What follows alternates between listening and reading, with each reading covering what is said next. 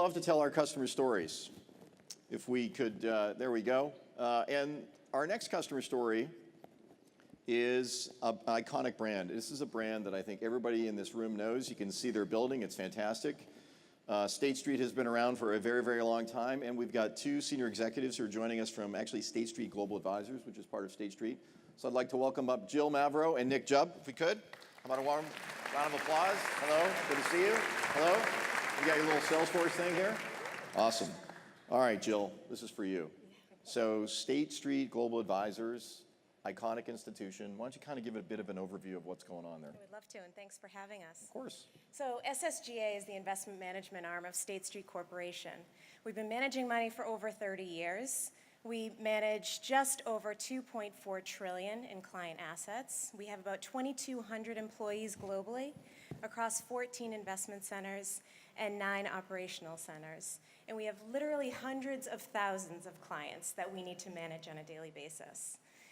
With that comes a significant responsibility to manage our client assets. We have a fiduciary responsibility to do this in a responsible way.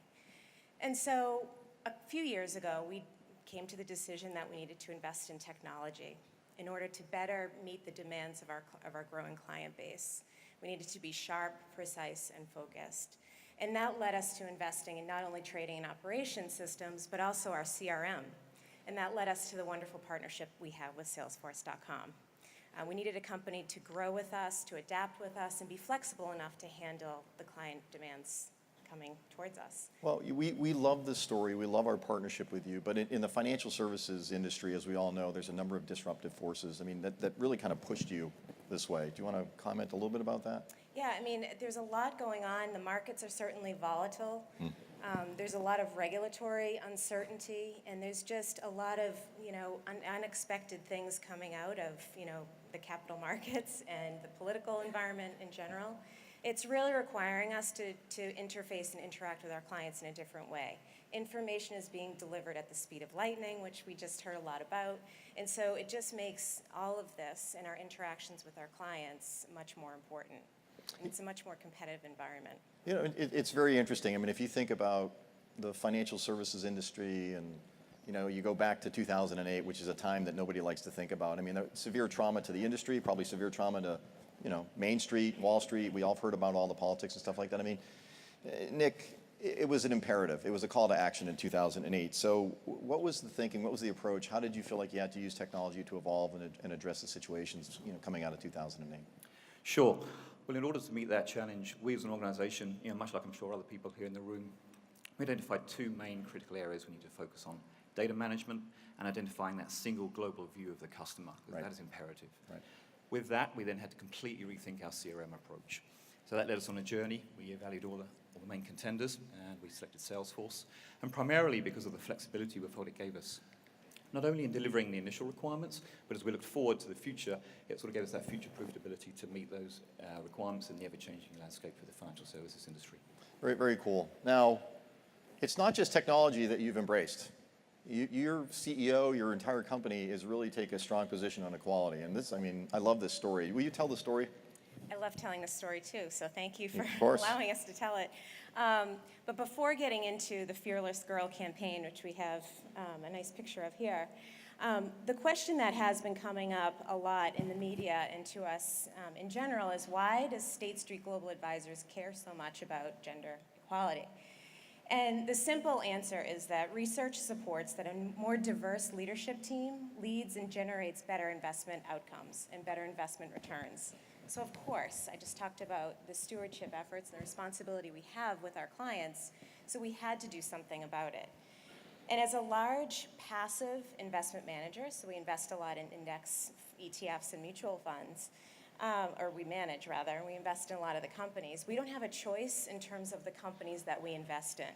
So it's really important that we use our voice and our vote to make a difference in the market. And recently, our CEO, Ron O'Hanley, called on the nearly 3,500 of the largest companies in the US to call to action and to basically enforce this gender diversity and make sure that they are getting more women involved in the senior leadership ranks of their companies, not just on the boards, but across all levels. And the response to the call of action has been overwhelming. And this is the connection to the Fearless Girl statue that you see up on the slide.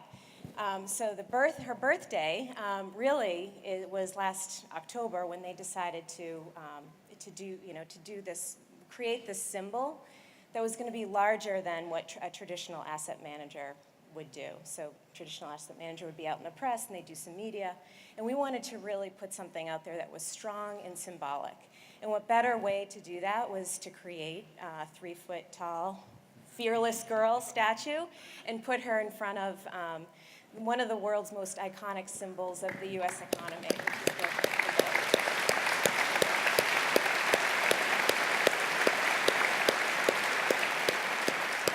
So we also wanted to do it at a date that was very symbolic. So we did it, we wanted it to coincide with the yearly anniversary of International Women's Day, which is on March 8th every year, and also to celebrate the 1-year anniversary of a gender diversity ETF that we launched a year ago in 2016. So overnight, March 7th, it took about 6 or 8 hours, and they installed the statue. And then everybody woke up, the world woke up, and it went viral. And the attention has also created a wonderful platform for us to talk about our asset stewardship responsibilities and what we're doing. The City of New York has agreed to keep the statue in place for a full year, which is 51 weeks longer than the initial permit was allowing us, so we were very happy about that. Don't you think they should just keep it there? We think they should. What do you guys think? Yeah.